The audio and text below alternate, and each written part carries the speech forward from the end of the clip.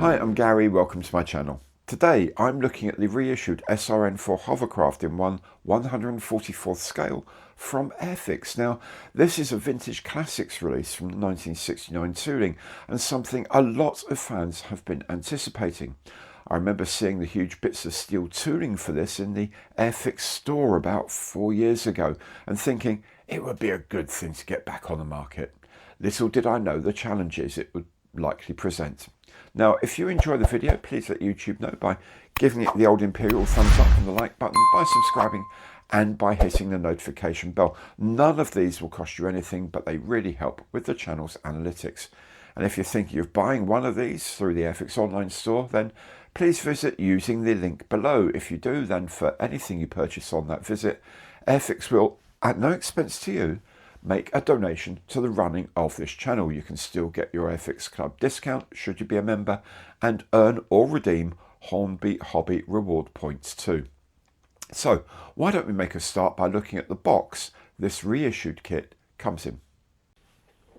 Here we have the quite substantial box of the SR.N4 hovercraft. A move on from the earlier iteration of this. It now says BHC, British Hovercraft Corporation, SR.N4. Vintage Classics, of course, has been added to the brand new logo, and there's a kit number here which is A09171V. V means it's a Vintage Classics release. 144th scale. It's a lovely piece of Roy Cross box artwork, of course, on the front. Really, really good. Okay, on the long side here, there's it says the mold tools were made in 1969, and the illustration is by Roy Cross in 1969 as well. There's a sort of brief description of the SR.N4 here. When it's complete, the kit will be 272mm long, 158mm wide, and there are 276 pieces in total. There are two colour schemes, one for Hoverloid in 1970, operating from Ramsgate, and the other from Seaspeed, which was part of British Rail, operating from Dover in 1970. There's colour call-outs here for ones that are common to both marking sets and ones which are unique to the marking sets. I'm going to guess that 19 is the Hoverloid red, and number 40 I'm going to guess is a Seaspeed blue. All the rest are common. It says skill level 4, so if you haven't made a model kit before, this isn't the one to try it out on, for many reasons. I think largely because the molds are quite old and there's some issues with them. So it isn't something I would suggest you just go out and buy and make if you've never made a model kit before. Really get some practice on other kits, particularly vintage kits. Like the Model 1, the SR.N1, the hovercraft, for example, that was available. You can probably pick those up on auction sites and things like that. Start with that. It's a lot smaller and you won't be spending a lot of money on something that's actually going to take a bit of effort to make. There's a little symbol here for the Airfix Club. Of course, if you want to join, you can do that. And there's a token for 4 flying hours, quite a big token actually, for 4 flying hours. Now, if you're a member of the club, you can collect these, and when you've got enough, you can get a free kit, plus paying for the postage. The more flying hours you get, the bigger the kit you can buy, of course. If you aren't a member of the club, or if you are a member of the club and you don't collect flying hours, do please consider sending them to Models for Heroes. They will turn your flying hours into kits for veterans of our armed forces and of our blue light first responders, but veterans and current serving members, and they will use model making to help them deal with some mental health issues they've picked up in their service to our country. So really good charity. Give that a thought if you're not going to collect them for your own use. Okay, so that's the box really. Let's have a look inside and see what we get for our money. As usual for this size thing, it's a top opening box, and inside the first thing you'll notice is how small the kit is compared with the size of the box. Now this has two things spring to mind. Firstly, there's a lot of cardboard you could have not used, And secondly, these are going to move around a lot in shipping. And what that means, of course, is that lots of pieces come off the various frames. So I don't know what we're going to find when we try that. Anyway, a couple of polythene bags, and in one of them says, I think this one, there's another polythene bag inside there with all the clear parts. There is, of course, the instruction leaflet here, and inside we have some decals for the two marking schemes. Okay, well, let's have a look at all these different bits and pieces in a bit more detail. I think this is what this frame is supposed to contain when there's all sorts of bits that come off the frame, but I think this is essentially what should be here. It is basically the outer skirt complete, part of the structure of the front of the hovercraft, I think. Don't know what these are yet, and some parts of railings and bits and pieces like that. So essentially parts of the outer skirt. There's another frame with more bits of the skirt here, and I think this is part of a walkway railing. Okay, so this part of the frame has what appears to be all the seating for passenger seating for the interior of the cabin.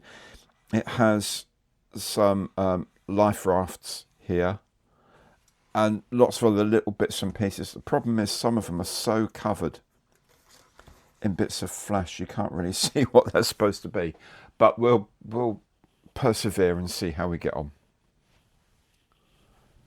And then there's another frame with some more, I'm guessing these are inner skirt parts, and then this is part of the side of the structure, I think.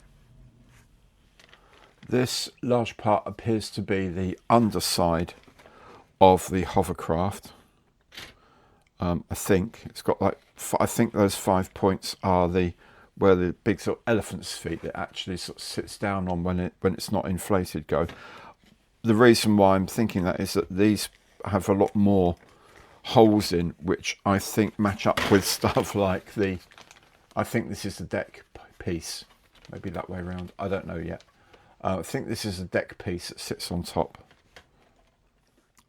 So here we have some of the front part of the decking. This is the rear of the hovercraft. These are the exhaust ports for the jet engines that drive the thing along. There are the pylons here that hold the propellers on, fins for steering, and things like this. Part, I guess, I don't know whether these are part of the ramp or just part of the bodywork. And there's other bits and pieces of structure which I'm sure I'll figure out eventually. Another frame with more bits of structure, and we saw one of these earlier. It might be like this, the side, I think, 'cause it's got like little climb things up and steps up there. Maybe it's like a side structure. These, I think, are bits of the internal structure of the thing. Then finally, last few bits of upperwork structure, a couple of anchors, very good, and the 4 propellers, S-screws. Now these are in 144th scale, so these were actually huge. At the time, I think they were the largest propellers, air propellers that had ever been made from memory. But there we go. The one sort of defining thing about this kit was the fact that the whole of the roof was made of transparent material. Half of it is textured and the other half isn't. So the idea, and you can see the texture goes on these wavy lines. So the idea is that that's the bit you paint and this bit you leave clear so you can see what's inside. Kind of advanced for its day. I mean, I guess we'll be able to mask these out and have a go at what they suggest. That could be quite fun. And the other clear frame contains all the windows, the various bits of the cabin, the cockpit, I suppose you'd call it, because you're technically flying, the cockpit up here. And as you can see, 4 cars of the era, so a couple of what appear to be Austin 1100s or 1300s, and a couple of Volkswagen Beetles. If we have a look first at the detail of the moulding, it's nice enough. You know, this is the underside. It seems well enough moulded, sharply enough moulded. All the sort of attachment points seem very clean. Where we run into problems is when we start getting near the edge. Look at that amount of flash. I mean, all the way along there, the side of this part is covered in flash. It's a lot. There is a lot of cleanup going to be needed on this kit. I'll say that right away. Again, there's just biblical amounts of flash here. So much so that a lot of parts I can't even tell what they're supposed to be. I mean, look at all of this here. It would have been interesting at a production meeting with the moulding guys in India who are pumping this out and saying, look, this is the best we can do. And Airfix saying, yeah, it's fine. It's fine, really. This amount of flash is absolutely fine. It's buildable. It's still buildable. And they'll be saying, well, in which case, how come you've been on our backs recently about flash on the other things? Dale did say to me that there's a bit more flash than normal, but he thinks it's still buildable. Time will tell about that, but yeah, that's an astonishing amount of flash. Have a look at the propellers are just covered in little bits and tabs of gunk that need to be cleaned. I mean, look at that.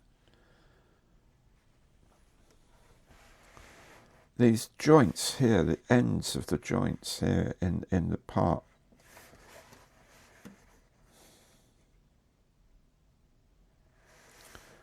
Oh, these moulds must be absolutely exhausted. I don't know how many of these they made back in the day, but these moulds are really seriously on the verge of being unusable, I would say. The decal sheet is relatively small. You only need a few decals on this for the hover Lloyd vehicle and then the C-Speed vehicle down here as well. There really is very, very little to go on here, but the colours are lovely. The colours are so smart. They're crisp, they're clean. The printing's nice, well registered. They look great because, of course, they're cartograph decals and they're made specifically for the Vintage Classics release. Okay, so here we have the instructions, very usual for the Airfix Vintage Classics series in particular. So we have a reprise of the box number, what it is, size, and the fact it's got 2 decal schemes. There's a history of the hovercraft in English, French, German, and on the inside in Spanish and Swedish. The assembly instructions, basic assembly instructions in 12 languages here, and also the icons are translated or transliterated, whatever, into 12 languages as well. Then we have the instructions, and these are based on the original instructions, but just with some new typography and some colour typography that we wouldn't have in the old days. So essentially start with the base and the car deck, put all of the aircraft deck, what do you call it, hovercraft deck, the rest of it, not the passenger deck, the rest of the deck, the working deck there. Start building the skirt, the inside and outside edge of the skirt here. Continue here, you put 2 skirt elements in the middle here. These little things are the elephant's feet that it sits down on when you take the pressure out of the skirt. It sits down and rests on these elephant's feet.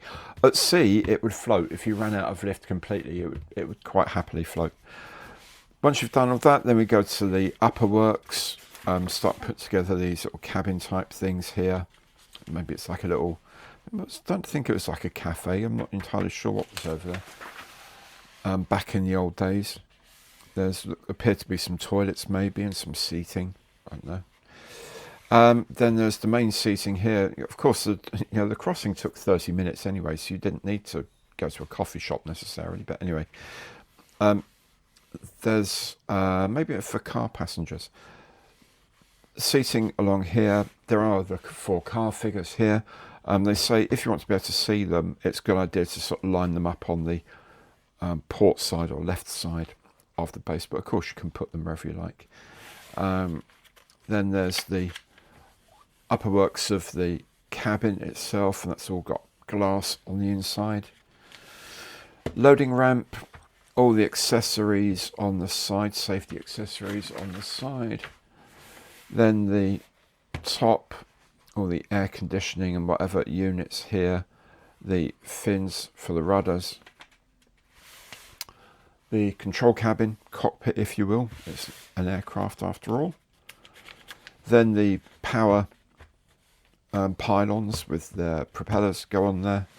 The door we've put in as well, front door we've put on, and there it is. Now, one thing I will point out, by all means have the door open, that's fine, but the kit is designed with the skirts fully inflated.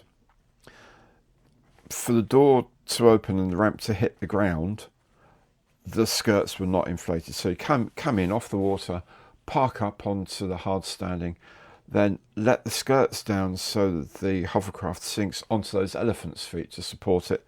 Then you can open the door, and then the door will sit on the ground. It won't sit on the ground if you make it as is in the kit. So I'm hoping at some point an aftermarket company comes along and makes deflated skirts for the sides, otherwise you won't be able to do it. On the inside there are the 2 colour schemes, one for the hovercraft from Hoverloid, operating from Ramsgate Harbour in Kent, the red and white colouring, and then the Dover Harbour ones operated by British Rail Hovercraft Limited, or Seaspeed as it was known, with the British Rail logo with the blue and white. And that's it. Those are the instructions. Fairly basic, but I think most of the struggle is going to be with the kit parts themselves. Well, there it is. I haven't seen that much flash on a kit for a very, very long time. I don't know if it's a different grade of plastic being used these days, sort of squeezing through the moulds more quickly, or whether the moulds are just really overtired from printing a lot of kits back in the day. But I would say this is right on the borderline of viability for a commercial release of a kit costing a suggested £40. The box is huge compared to the parts, so the contents move around, and I'd say maybe about a third of the parts have come off the frames, although of course the frame design is very different to what you would have today.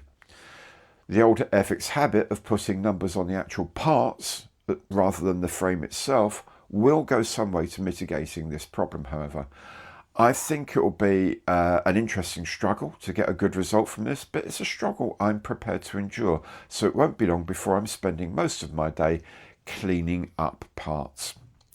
Kind of makes you grateful for the modern ones, doesn't it? Now, a lot of effort goes into making the lift skirt look right. Oddly, it only comes as fully inflated, which makes the ramp a little obsolete, as the skirt had to be deflated to allow loading and unloading. Maybe someone will come up with a resin or vac form replacement, or if I'm really brave, I might even try and figure out how to do it for myself. Now, there is a paint mask set available for this kit, sold by UK Scale Modeler on eBay. I bought one the other day, and it covers all the glassware, including on the 4 vehicles in the kit, which is a very nice touch. Anyway, that's all for today. I hope you enjoyed the video. If you did, then please remember to hit the like button, subscribe, and ding that notification bell. Thanks so very much for watching today, and goodbye.